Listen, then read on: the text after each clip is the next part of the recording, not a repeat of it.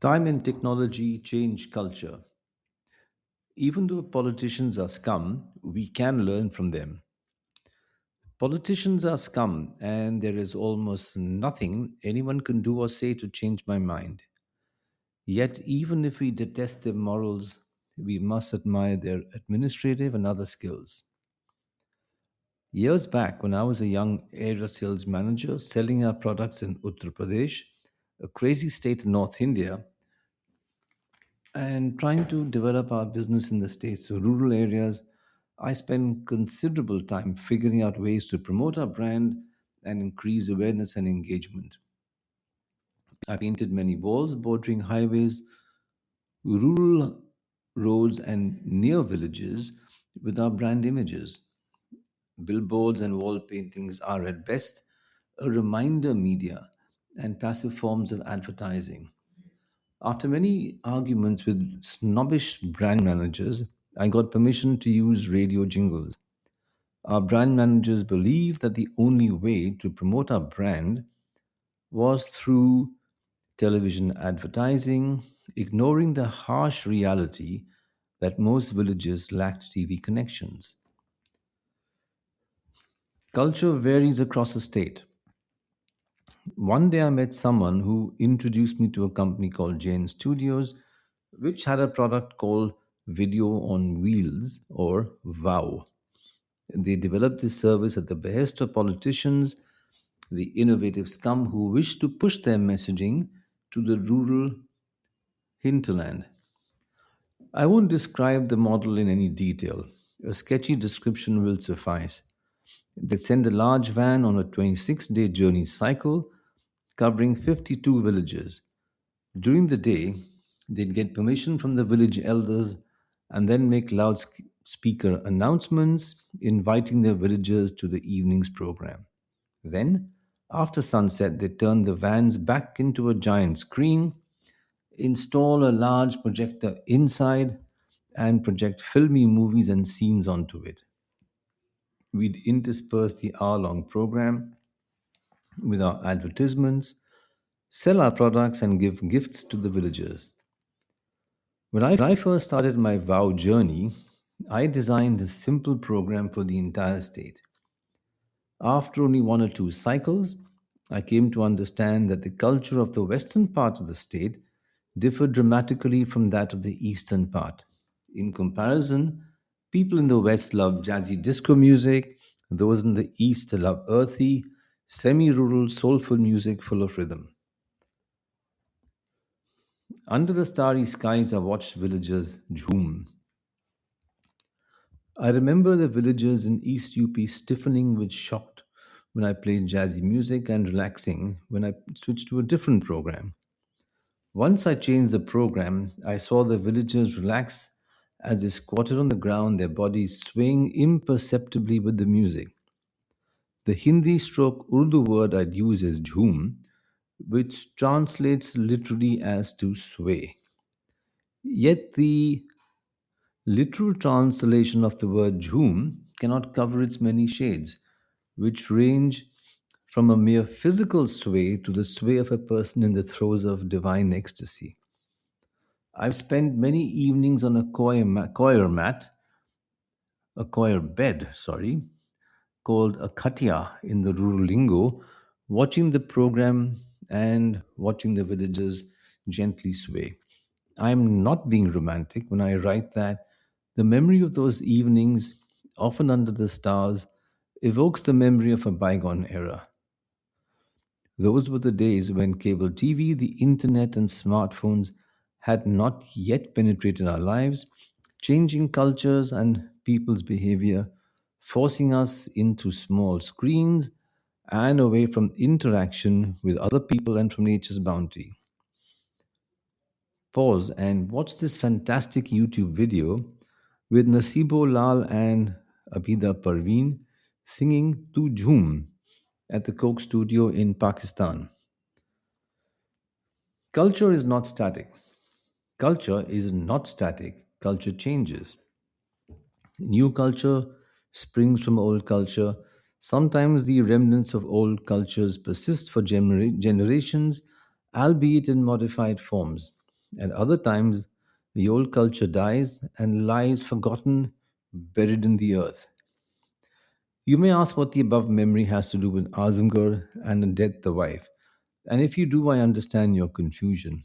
But stay with me, and in the end, you will appreciate my logic. Azamgarh was a vibrant literary town once. I did some research on Azamgarh because I was curious about the town's past.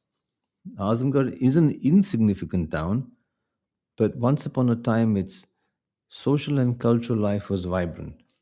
A brief historical note about Azamgarh. Azam Khan, son of the Mughal commander Vikramjit Singh, founded the town in 1665 CE. Please note, Vikramjit Singh was probably Hindu and Azam Khan a Muslim. Pause here and reflect on one small truism. While there were differences between people of different religions in those days, it would seem that normal citizens could and did cross the divide without the hysteria that pervades modern cultures across the world. The internet and smartphones have not brought wisdom. The word Azam means great in Persian stroke Arabic, and the word Gar means fort in Sanskrit.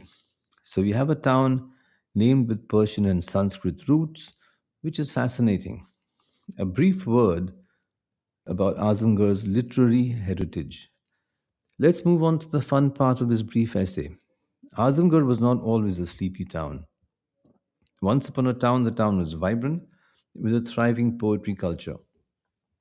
It appears to have been known as the land of poets and writers. And if you click this link, you will see the names of famous poets born in Azamgarh. Rafi Azmi is a renowned poet known to most Indians, but I confess to being astounded when I read the names of the people born in the city. It turns out that Azamgarh has a few excellent colleges, including Shibli National College, founded by educator Shibli Nomani. This college has one of the largest libraries in Asia, handwritten copies of Al Arahwa and Sir Akbar by Shah Jahan's daughter, Jahan Nara. I have one of her books, but I will read it after I learn Persian. The library also houses copies of the Upanishads and a Persian copy of the translation of the Mahabharata. Shibli Numani was a remarkable man and wished to found something he called Musannifin, or the House of Writers. He could not achieve this aim in his lifetime, but one of his disciples, Sulaiman Nadvi, opened the Darul Musannifin 3 days after Shibli Numani's death. It survives today as part of the college. Sulaiman Nadvi himself was a remarkable man and one of the founders of Jamia Millia Islamia, a fantastic university. Azamgarh also played a minor role in the uprising of 1857-58, resisting the East India Company's forces who took the town after much difficulty. Today, Azamgarh is a small agrarian town. Azamgarh today is an agrarian town that few people know about. I've been there twice or thrice. If the most expensive room in the town cost me about $3 in those days, you can imagine what kind of place it was and how far down it has slipped since its heyday. I visited the town to sell our products in the market and expand our business into rural hinterland. Otherwise, I would not have gone to see the place.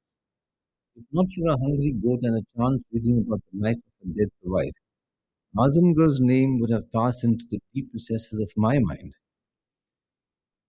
Even though some claim that the town's residents are proud of their hometown's peaceful literary and cultural history, they have allowed the city to sink into a quiet oblivion.